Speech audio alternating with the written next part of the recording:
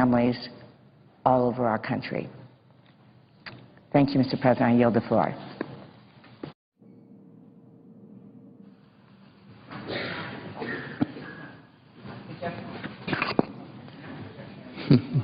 Wonderful leader from Connecticut waiting to speak. Mr. President. Senator from Connecticut. Thank you, Mr. President. First, let me commend and thank my colleague from Michigan, Senator Stabenow, for her leadership on an issue that is among the paramount questions for our time, whether we will meet our obligation to regard mental illness on a par with physical illness, a cause that has occupied me for a long time, and I want to thank her for spearheading this initiative, which is a vital part of the effort to stop gun violence in our country and, in fact, make our country healthier in so many ways. And I am proud to join her as a co-sponsor and a supporter of these efforts.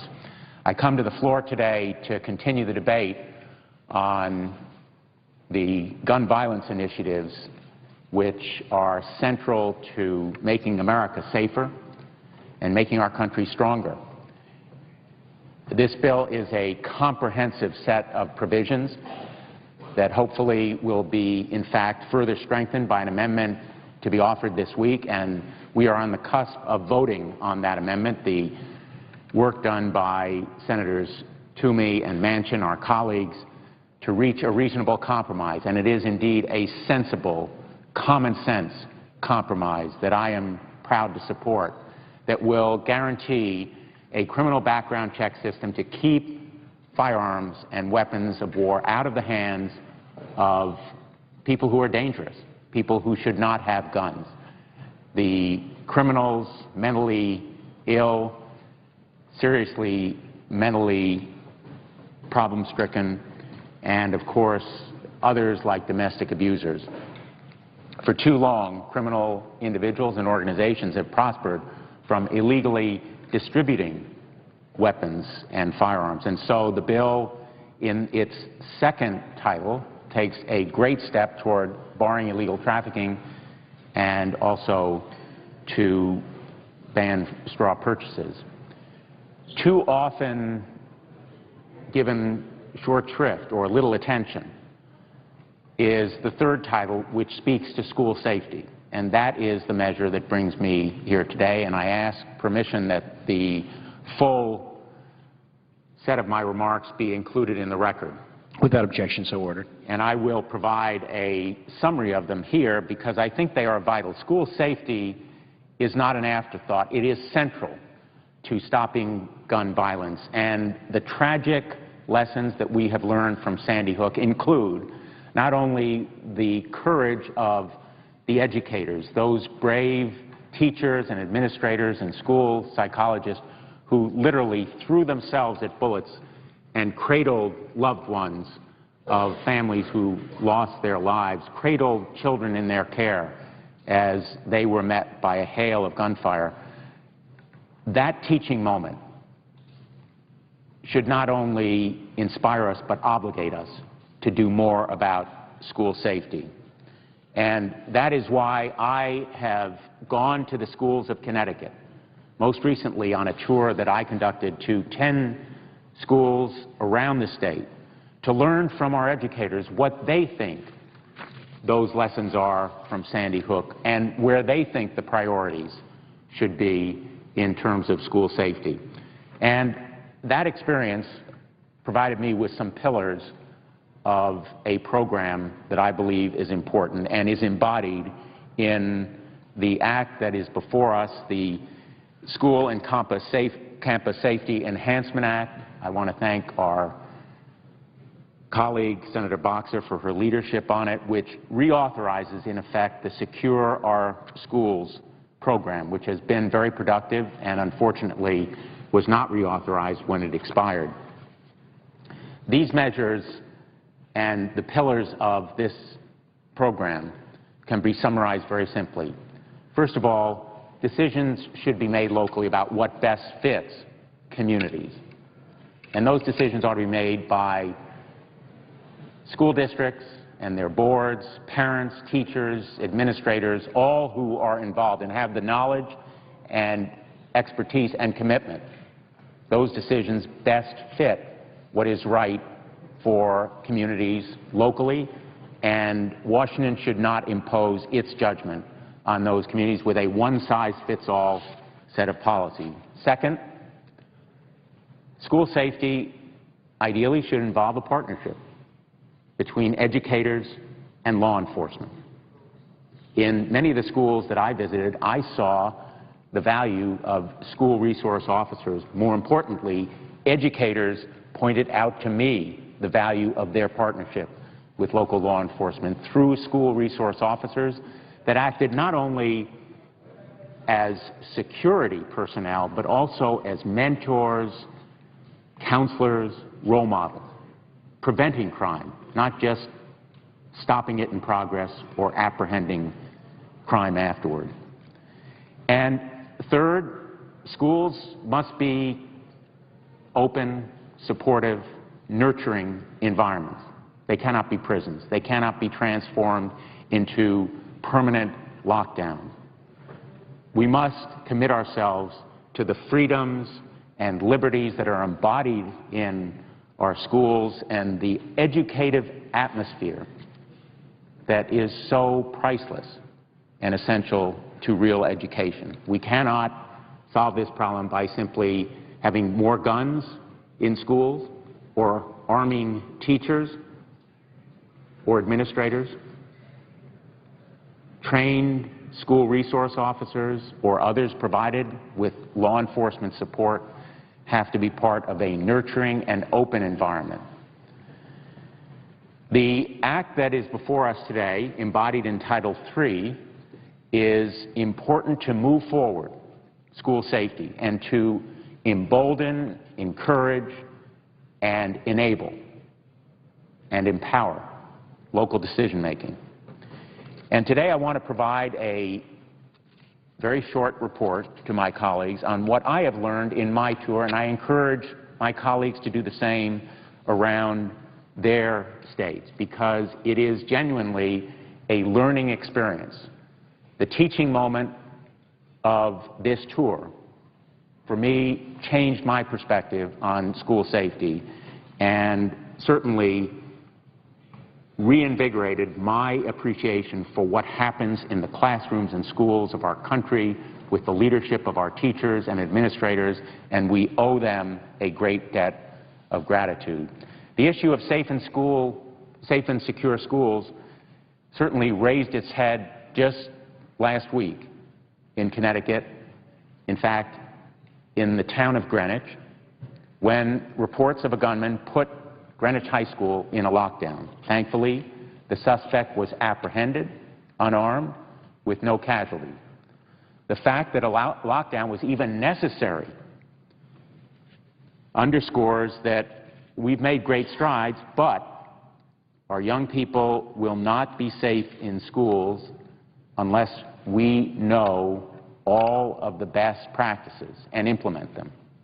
This threat proved empty, but it offered a learning experience in terms of the training, the locking and unlocking procedures for school doors, the type of issue that can be addressed through better and more regular coordination with local police and others who can provide that kind of guidance. Over the past 3 weeks, the schools I visited were large and small in widely varying parts of our state.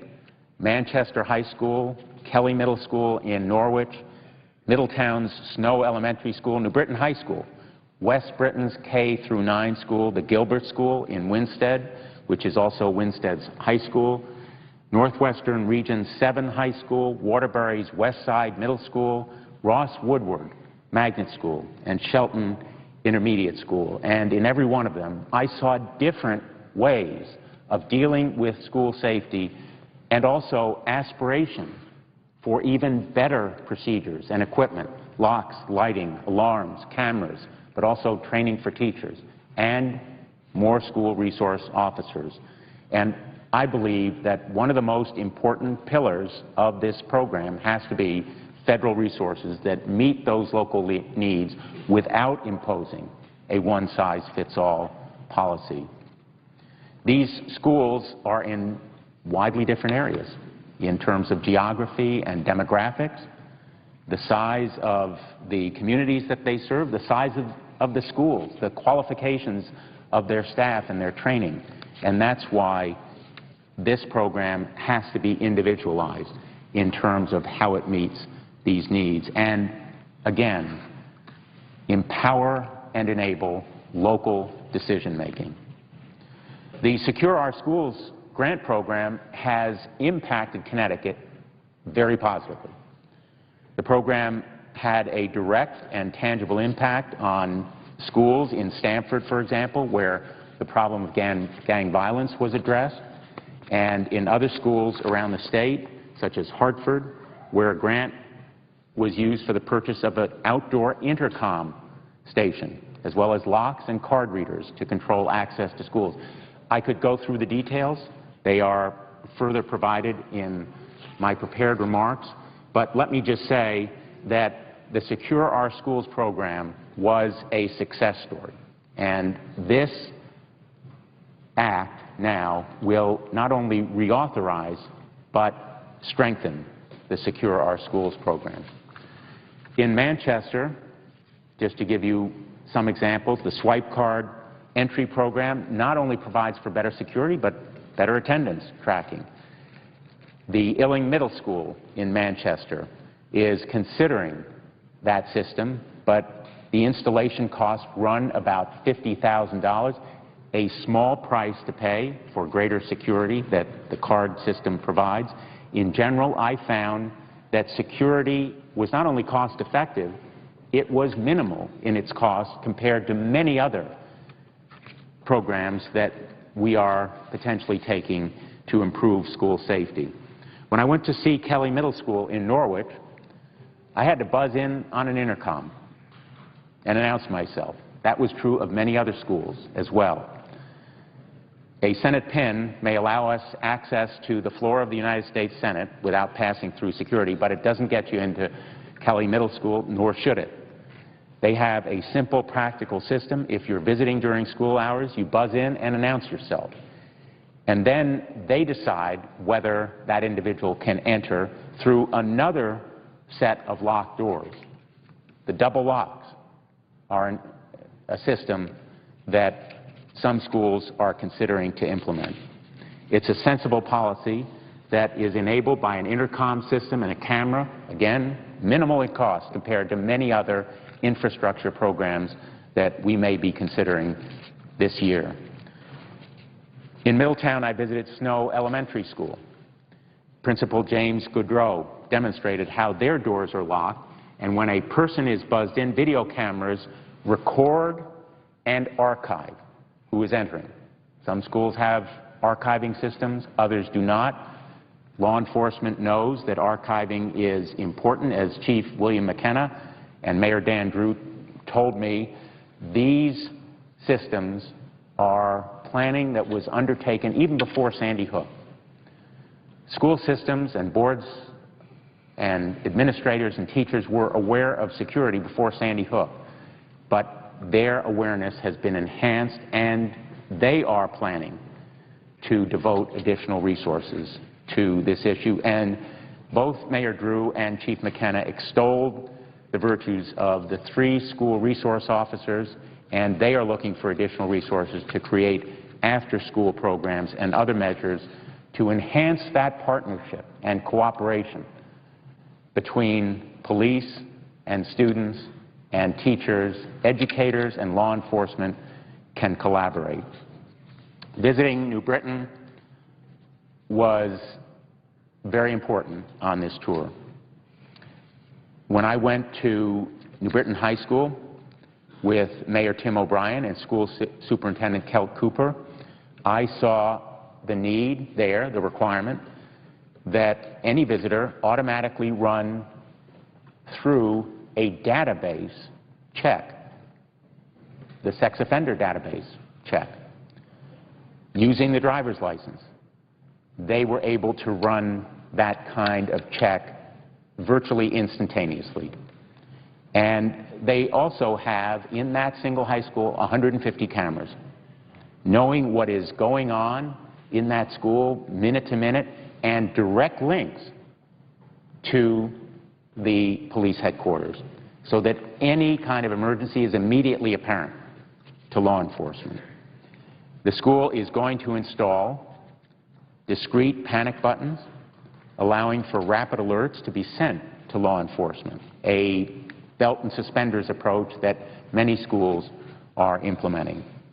At Sandy Hook, we know that Adam Lanza ended his massacre and took his own life when law enforcement arrived. So the presence of law enforcement can often have a powerful deterrent effect.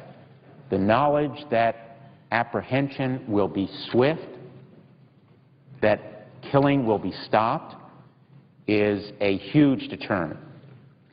At West Bristol K through 8 school, Tim Callahan, who's the school project monitor there, pointed out to me how parent drop-off was configured with visual straight line.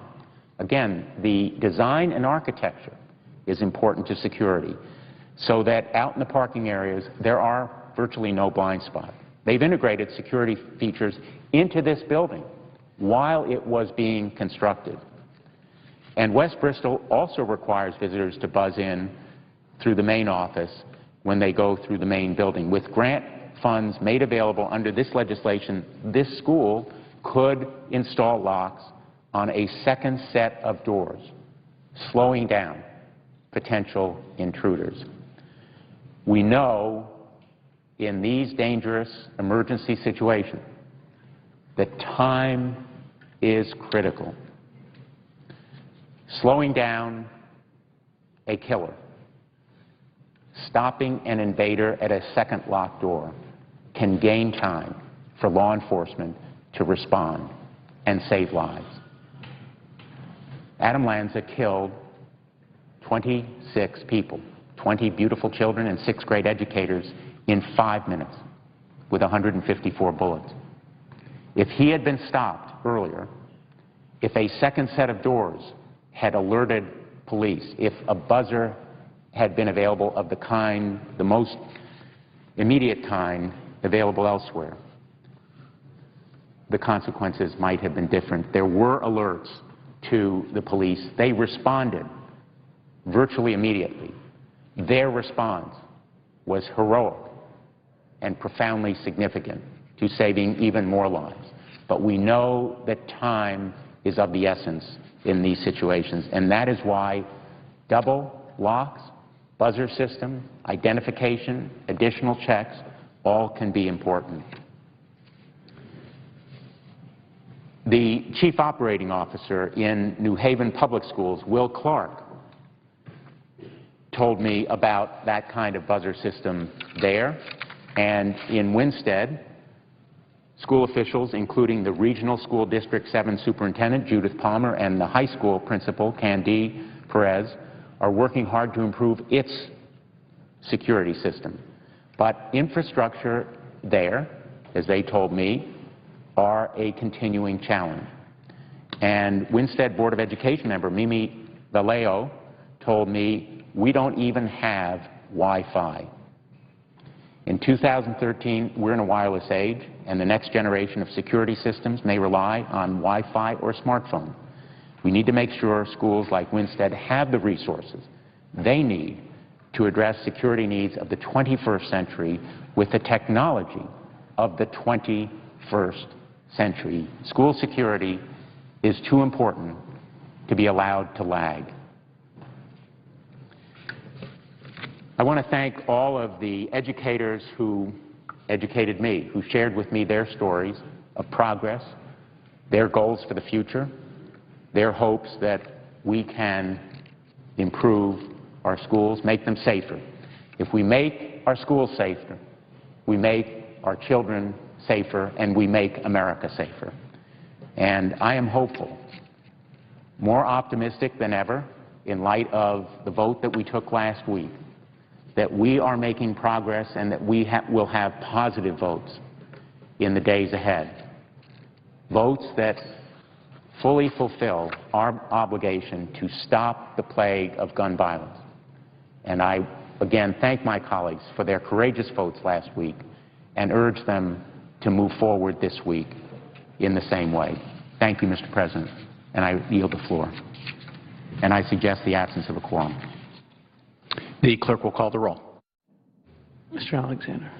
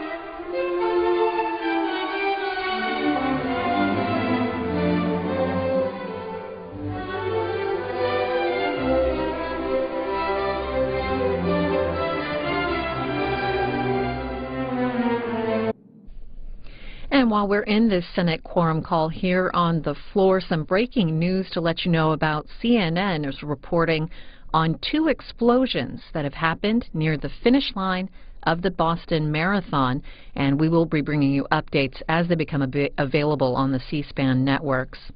On Capitol Hill, of course, the Senate working tomorrow on the gun control bill, with debate on amendments expected to take up most of the time this week. The Senate here on C-SPAN 2. And this afternoon, looking at a judicial nomination over on the House side of the Capitol, cybersecurity, and a bill that encourages companies to share information about potential cyber threats with each other and the federal government. You can follow the House live on our companion network, C-SPAN. And again, that breaking news, CNN reporting on 2 explosions that happened near the finish line of the Boston Marathon, and we will keep you updated on the C-SPAN networks.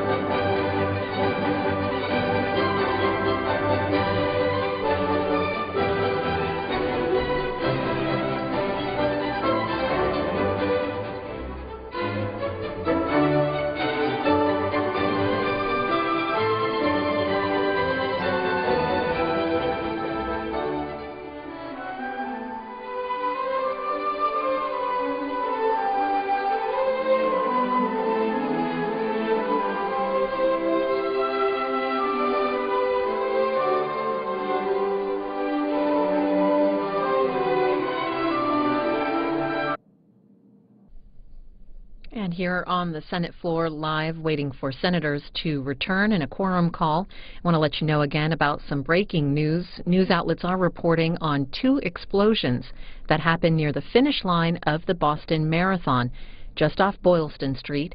As some runners were still completing the run, CNN is reporting a number of people have been injured and will continue to bring you updates as they become available on the C-SPAN networks. Here in Washington on Capitol Hill, the Senate is going to be working on filling a vacancy for the Central District of California, a judgeship, and that vote is scheduled for 5:30 Eastern Time. Tomorrow we expect work to continue on gun control legislation here in the Senate. And while they are in a quorum call, we are going to take a look now at the congressional agenda for this week and beyond. Senator Roger Wicker is our guest, Republican of Mississippi. Thank you for being here, sir. Glad to be here. Thank you. We want to talk with you about a range of things, but let's start off with what we saw come out of the Sunday talk shows yesterday, a lot on immigration. Senator Marco Rubio blanketed the airwaves. You can see here 4 of the shows he was on, and he gave his support to this Gang of 8 plan. What do you make of it? Well, actually, he set a record yesterday, 7 Sunday talk shows. I don't even know what the other 3 were, but you have to say this for Marco Rubio. He's showing some leadership. He's in a unique position to do it as a freshman, as a young, energetic senator, as a Cuban American representing the Hispanic community. So my hat is off to him for trying to solve a problem that we'd all like to solve. Here are 2 things I really like about the plan. One, it doesn't kick in until the border is secure. And that is 100% situational awareness of what's going on in the border and 90% enforcement. The information we have now is that we have only about 50% enforcement, and of course that just amounts to a porous border. One of the definitions of sovereignty is that a nation should be able to protect its border, and that's something that conservatives like me have been saying for a long time. Let's first enforce the border. So according to the summaries of the law, I haven't read the law because it's not even going to be introduced until I believe tomorrow, but one of the summaries is that the law doesn't even trigger until we can certify that the border is secure. And then another aspect of it that I really like is a better system of E-Verify. I get a lot of calls from businessmen who want back home, who want to hire people, and who don't mind hiring people who are here in the country legally, even though they may have been born elsewhere. But they say E-Verify is totally unworkable. It's not reliable. Sometimes it's very, very slow and cumbersome. And so as I understand this new proposal, it would require in states where you have to have a birth certificate to get a driver's license, it would require an applicant for hiring to present that driver's license, if not a passport.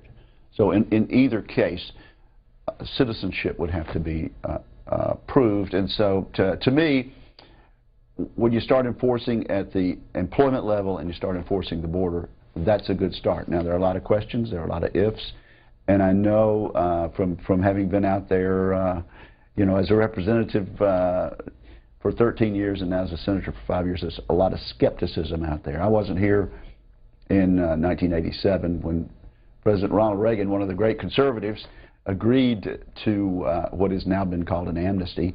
And I know it's something that people who are really worried about illegal immigration are concerned about. Is this going to be a repeat of what a well-intentioned president and a well-intentioned Congress did in 1987? So it's a little overview of 2 of the issues at least. Yeah, we're seeing Politico.com on immigration. Marco Rubio is everywhere, and it says the senator began his public campaign yesterday to win over conservative support for overhauling the nation's immigration laws. He offered a finely calibrated pitch designed to alleviate conservative concerns about reform, and he pushed back against claims that a pathway to citizenship is tantamount to amnesty. He rebutted arguments that an agreement would impose dramatic new costs on taxpayers, and he defended the changes as necessary to keep the border secure. Is he speaking to you and your constituents back home? Well, I think so, and certainly he needs to.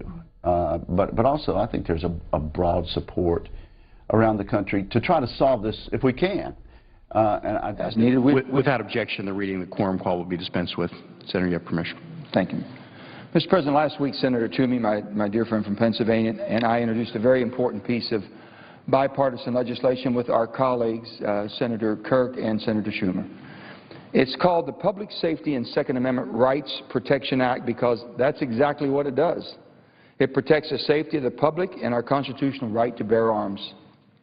Since we introduced the bill, there's been a lot of misinformation about our legislation, and today I want to set the record straight with hard facts about our proposal and what it will do and what it will not do. I think people need to understand how guns first get their life, through a commercial sale of some sort. And what we're talking about is not creating any new laws. We're creating about uniforming the laws we have. First of all, we have on the books today FFL, a federal firearms license dealer. There's approximately 55,000 throughout the United States of America. So we all have one close to us or in our neighborhood. These are friends of mine, people I know. If you go to a licensed dealer today and purchase a gun, you're required to do a background check, a criminal background check, and you're basically checked to see if you are able to have a gun. That licensed dealer puts that record of the background check they did, and he or she only, as a licensed dealer, can keep it. It's against the law to form some type of a registry, so the paranoia that people says, well, someone's going to know where my guns are and they'll come and take them from me. That can't happen. In our bill, we even double down to make sure that doesn't happen by creating it a felony with a 15-year imprisonment. So all that myth is gone.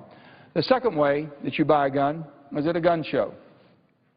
If you go to a gun show today, and that same dealer, the FFL dealer, a licensed dealer, if you went to their store, you would go through the background check. If you go to the gun show and you buy from the dealer there, you still go through the background check under current law. But if you go to the next table over, you can buy whatever you want and nothing's done. Nobody's checked. And that's what we're going to stop. Today, if you buy it through the internet sales, if you buy a gun on internet and I want to buy it from Senator Toomey in Pennsylvania, and I'm in West Virginia, and I see he has a gun for sale, and I want to buy that. The law today for me to buy interstate from West Virginia to Pennsylvania, Mr. Toomey would have to send that firearm to a licensed dealer in West Virginia, and I have to go have a background check done before I can take possession of that. So we're not creating new law. All we're saying is if you go to a gun show, there will be a background check for all guns that are sold at the gun show. If you buy it on the internet, there'll be a background check whether it's in-state or out-of-state. This is not a universal background check, Mr. President. This is basically a criminal and a mental background check. A criminal and a mental background check. And that criminal and mental background check is you have to have been found guilty by a court. That you're a criminal or you're found mentally insane by a court, that you should not be able to buy a gun. That's all. So what everybody's been hearing in all this talk is just falsehood.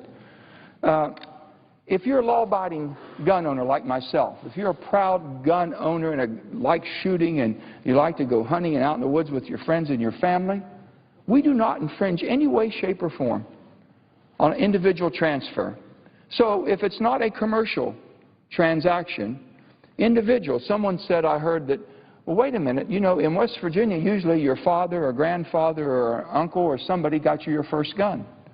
And it goes through that. I had some people who have a collection of guns that was handed down by their family, never bought a gun.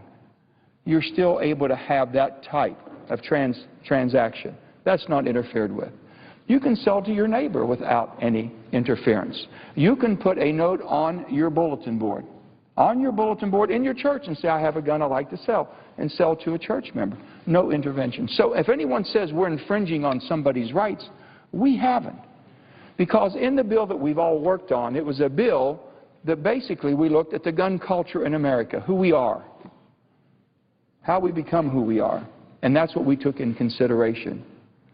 And I, for one, as a gun owner and a person who enjoys hunting and shooting and all the things and camaraderie that brings, I feel very sometimes looked upon in an objectionable way just because I enjoy that. I'm a law-abiding citizen, and my Second Amendment rights gives me that right, and I want to make sure that's protected. But I also have a responsibility, and that's what I want to make sure. And that responsibility is to do the right thing, and that's why we're here. If you're looking for ways to keep our citizens safe from mass violence, then shouldn't we look at the culture of mass violence? The culture of mass violence. I've gone around the schools in West Virginia and talked to some of the students. We can talk to our young pages here, the bright and the best of what we have, and they probably become desensitized to what you and I would have been in our generation if we'd have seen on television or in a movie, and God forbid, we never had internet back then, so we didn't have that to compare to. And I'm saying, if you're going to talk about banning somebody's weapon, a gun, a hand-me-down, if you will, don't you think you ought to have people with expertise that can tell you what the gun does? Rather than it might just look fancy, but it doesn't perform any more than a deer rifle. So we have this Commission on Mass Violence as part of this bill. And basically we're going to have people that have gun expertise, people that have mental illness expertise. I've gone to the schools and talked to teachers in kindergarten, first grade, second grade, and they're saying, wait a minute. We have no help. We identify kids that we know have challenges mentally, or they come from a home that's unstable and are not getting the support. We have nothing that we can do to help them. As a society, we have a responsibility, I believe. So we're going to have that commission with guns expertise, mental illness expertise. How about school safety expertise? We have a situation, the horrific situation at Newtown. That gentleman got in that school not because he had a key or because the door was unlocked.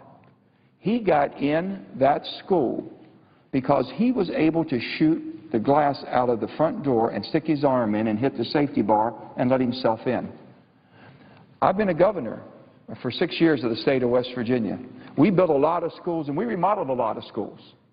Not one time, Mr. President, not one time did an architect come to me and says, Governor, if we're going to build these schools, they've told me about all the safety devices so you couldn't get into the school.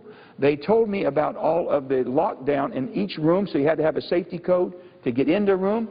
Not one time was I ever told, we should have bulletproof glass on every first floor window. Not one time was it ever brought up to me. So we need people that have school safety expertise. Video violence. Talk to the children. Talk to the youth of today. If you haven't got on the internet lately and flipped to video violence, you should do it. It'll amaze you. It'll absolutely scare you of what you're seeing. The horrific things that you all have been exposed to, which I can never imagine in my childhood. So don't you think we ought to have the people that are defenders of the First Amendment come and talk to us about how we can change the culture of violence in our society? That's really what we're talking about. So I have a lot of my colleagues I've been hearing on different talk shows about saying they didn't like this or we should be doing this. And my good friend, Senator Pat Toomey, and I are going to go through this bill and explain to you what it does, what it doesn't do, and how we can move the ball forward by keeping society safe, treating law-abiding gun owners with the respect that they should have, and making sure that criminals or the mentally insane that have been found to be so by court cannot buy a gun. So, if you're a law-abiding gun owner, you're going to like this bill, Mr. President.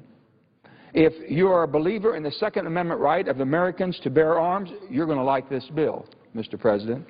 If you're a defender of the rights of our military veterans, you're definitely going to like this bill, Mr. President. If you are looking for ways to keep our citizens safe from mass violence, especially our precious children, you're going to like this bill, Mr. President. But, Mr. President, if you know somebody that's a criminal, or if they've been declared mentally insane by the courts, they're not going to like this bill, Mr. President. And that's exactly what we have tried to do. I want to go through so many of this, but I want my friend, Senator Pat Toomey, and I appreciate him so much. We have sister states, West Virginia and Pennsylvania, especially western Pennsylvania. Me and my family grew up in Farmington and Fairmont and northern West Virginia, which is an hour and a half below, but we have the same slangs. We say yuns instead of you all or you, little nuances like that. So Pat and I understand each other, but at this time I would like for Senator Toomey, if he would, explains the part that is so near and dear to him and me also. Senator Toomey.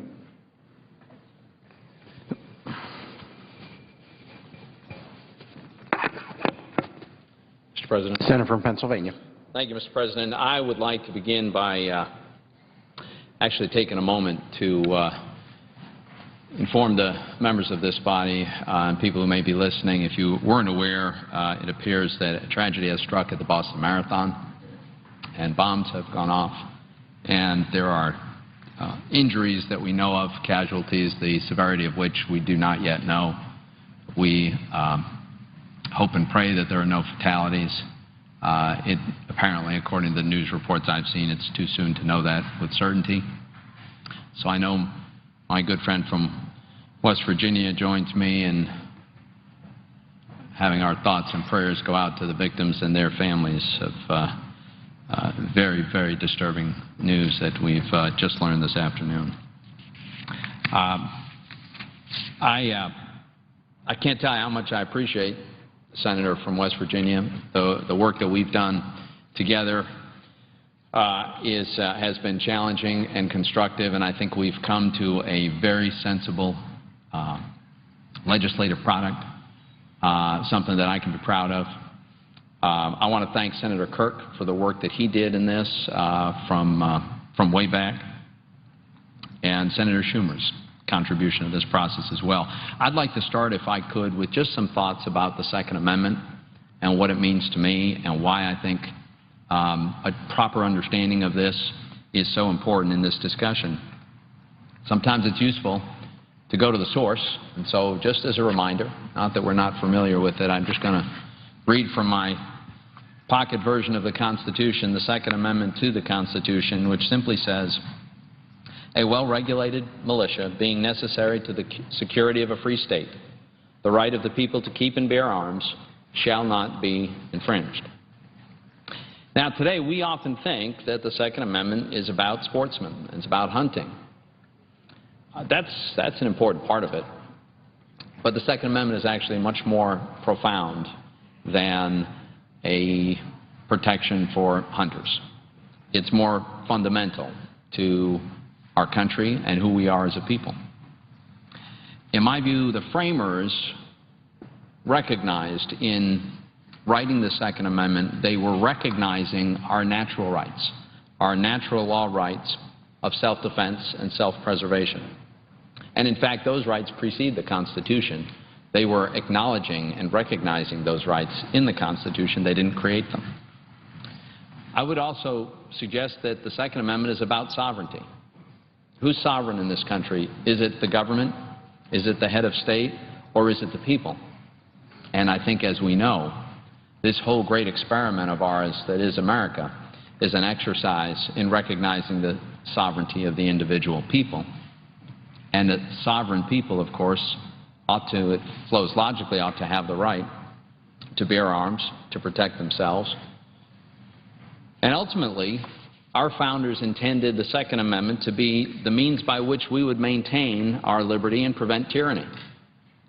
We often take for granted in a democratic society in which we get to select our own government and our constitutionally protected rights are respected. But we all know that around the world and in the recent past, there have been appalling cases where tyranny has destroyed the rights of relatively free peoples who in many ways have come from societies not terribly dissimilar to ours. So these are some of the thoughts that occur to me when I think about the Second Amendment, why it's so important to me. I see it as a very important part of our very identity as a nation and as a people. That's why it's very important to me personally.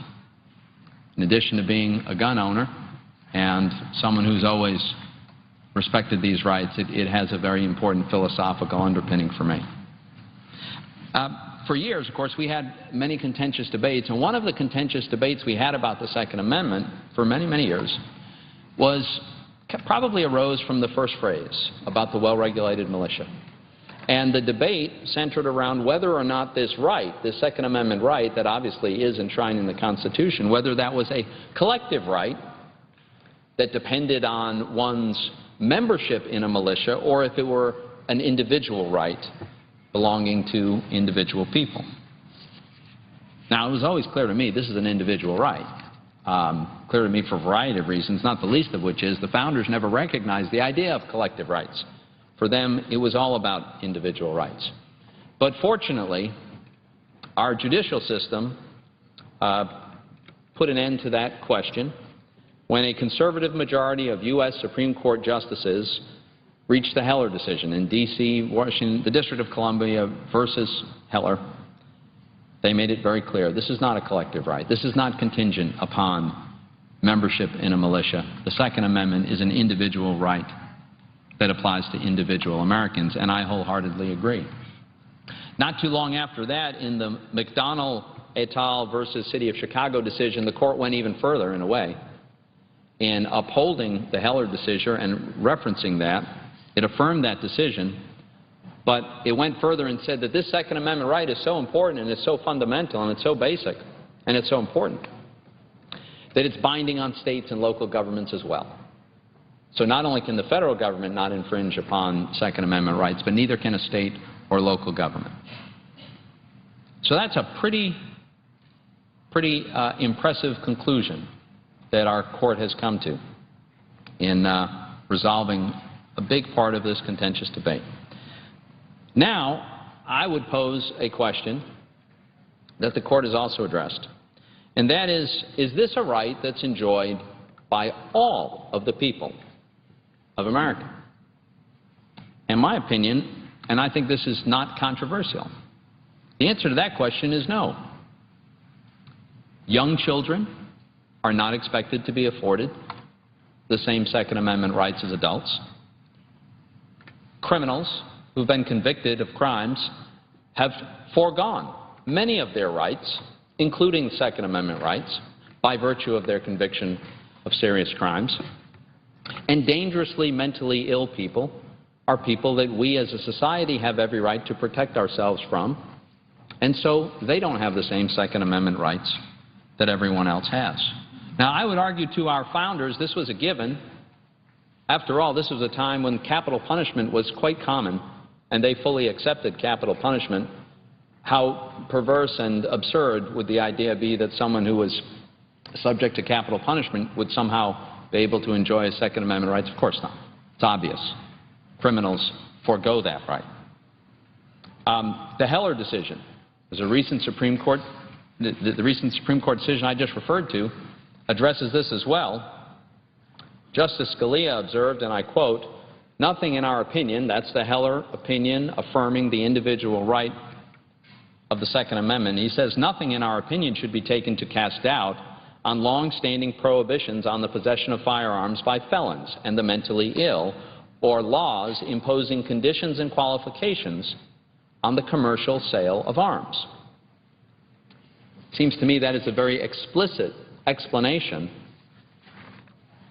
that it is not an infringement on Second Amendment rights to attempt to keep firearms out of the hands of criminals, mentally ill people. So if the founders are in agreement on this, and the Supreme Court is in agreement, and we have laws in all 50 states that make it illegal for certain criminals and mentally ill people to have firearms, the question is, are we willing to take modest measures to try to achieve this goal that I think we all share and that is clearly consistent with our Constitution? That's what Senator Manchin and Senator Kirk and I are trying to do here today.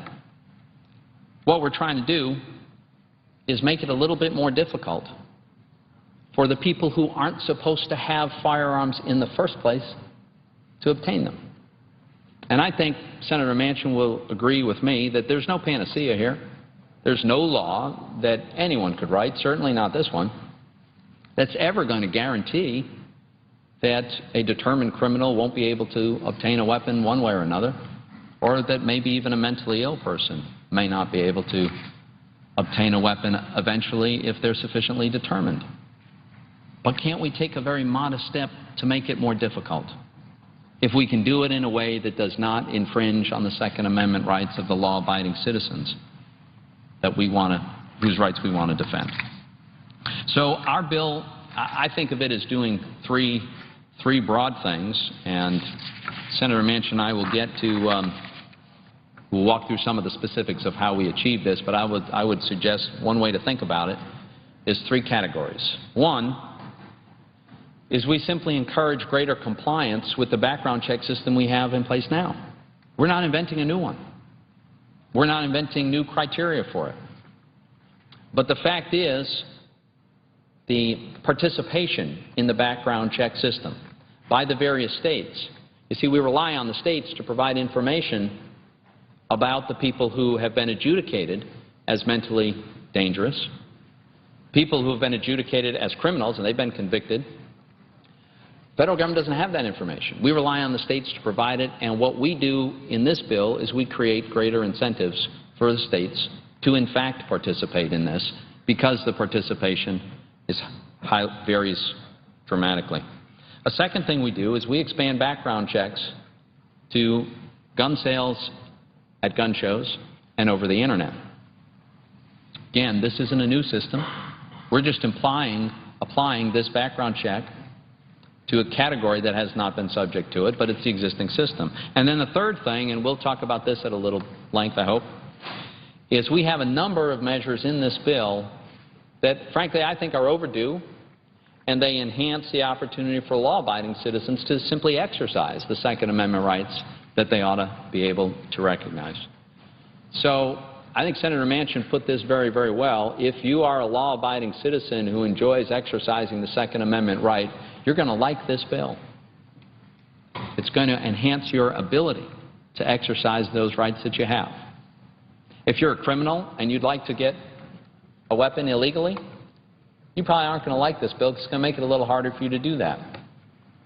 And it'll also make it harder for someone who's mentally ill. I'm going to yield back to my friend, the senator from West Virginia. But before I do that, I want to make just one simple point about how tangible and how real and how important this can be. To this I'm referring to enhancing compliance with the NICS background check system. We all remember the Virginia Tech shooting. And the tragedy here, one of the aspects of this tragedy is that the shooter's ability to obtain a weapon might have been prevented. I say that because the young man, Sung Hoi Chu, had already been adjudicated to be mentally ill, dangerously so, by a Virginia judge. They had discovered this. They had figured this out. They knew that this was a very unstable and very dangerous man. But the state of Virginia never passed that information on. And so there was no information about this man in the national background check system. When who knows whatever demons possessed him to go out and obtain guns so that he could wreak the havoc that he did, he went and submitted himself to a background check. And he passed with flying colors because the system didn't have the data.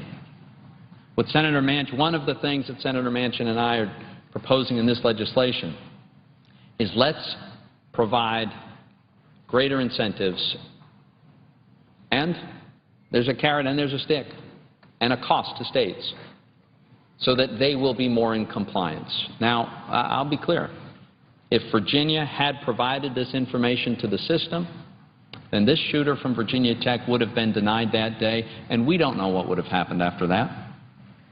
It's possible that he would have found some other way to obtain weapons, but think of all the other things that might have happened if he had been denied at that moment and he had walked out of that store. Who knows what else might have intervened? Whether he would have gotten help, whether he would have been stopped some other way. We'll never know that. But it seems to me that it's a good idea to try to put that block in place. And that's one of the things that we would achieve, our legislation, I think, would go a long way over time to encouraging and, in fact, realizing a greater compliance on the part of the various states. And Senator Manchin may want to elaborate a little bit on how we achieve that, and then I would continue in this discussion with him. Mr. President. Yeah. Mr. President, I come from a state like most of the rural states in America that there's an awful lot of people who just live a solid life. There's a thing back home that we call, you have either common sense, nonsense, now we think you ought to have a little gun sense. And it just makes sense to think about what we're doing here by not infringing on anybody's rights, but protecting those and prohibiting those who shouldn't be able to have a firearm through a commercial transaction. My good friend Senator Toomey was just talking about the Second Amendment rights, which all of us hold near and dear if you come from a gun culture state such as ours. With that being said, I just talked about common sense and gun sense. One of the largest pro-gun organizations in the country, one of the largest, the Citizens Committee for the Right to Keep and Bear Arms, which is strictly for the right to protect the Second Amendment, have come out in total support of this legislation. Total support. Because you know why? They read the bill. And that's all we're asking. They read the bill. We've had a lot of our colleagues have been told certain things. We have a lot of friends in different gun organizations that have been told a different thing. And all we have asked, Senator Toomey and I, take time and read it. We started out working this bill from so many different angles. Everybody had a part of this. What we tried to do is find something that would make a difference. Now, I want you to think about this. Most every one of our colleagues have been visited by those unbelievable families from Newtown. I can't even imagine. I really can't. I still can't. And I know you've probably seen the clips when I kind of lost control of my emotions there. But I'm a grandfather. I'm a father. And I can only imagine what these families are going through. Now, let me put you in that state of mind. You lose a little child in such a tragic, and the child goes to school, and you would never expect that child not to come home from school. One of the safest, most sacred places we would have, but it happens. Now, how would you feel? What state of mind would you be in? And let me tell you where their states of mind. To a T. To a T. Each one of these Newtown families I met, they come in, they says, we don't want to take anybody's guns away. We don't want to ban any weapons. We don't want to infringe on your Second Amendment rights. And then on top of that, you know what they say? We really know and realize that the bill you're working on right now would not have saved my beautiful little child. But what we're asking you to do is maybe save another family, just maybe prevent another family from going through what we went through. Now think about that. I wish I could be that strong. I said if we in this body, if 100 of us had 1 ounce of the courage that those family members have, oh my goodness, what a body we'd have. If we weren't worried about all the outside pressure and maybe getting elected, maybe getting campaign funds that it would take for us to go out and get elected. If we worried about, basically, can we keep guns out of the hand in a commercial transaction from a criminal who's gone through a court system and found guilty, through a mentally insane person who's gone through a court and found to be unfit. Just maybe we could save one life. Someone says, well, why would you take this on? I don't know why else we were sent here, Mr. President, than to try to make a difference. You know, the easiest vote I can make while I'm a senator is no. I can make no and vote no on about everything and be fine. I can go home and people won't, why'd you do that? I'm glad you voted that way because I don't like that either. You follow me? No is the safest vote as a congressperson or a senator. I understand that. And it's wonderful, I guess, to have a title as a senator. This is a great honor to be in this unbelievable body with these truly magnificent people. I want to make a difference. I want to do something. And I think most of my colleagues. The only thing I'm asking my colleagues who have been told something, or they've heard something, or they've gotten pressured phone calls and letters, is to read the bill. Just read. It's only 49 pages. Mr. President, when have we had something that could change the course of our country, and it's only 49 pages long? I've seen bills that were 1,000 pages, 500 pages, amendments 300 pages. We've got an entire bill, 49 pages, sir. That's all we've asked for. That's all. We're going to be on the floor for quite some time, my dear friend Senator Toomey. Tomorrow we'll probably be joined by our other good friends, Senator Kirk and Senator Schumer. Everybody's come together. Senator Schumer has a piece of bill that started that I says, my dear friend Chuck, I can't support that. He says, can I work with you? I says, I'd love for you to work with me. And he did that. And then Mark Kirk, my dear friend Mark Kirk from Illinois, who's just been steadfast, rock solid, has been right there.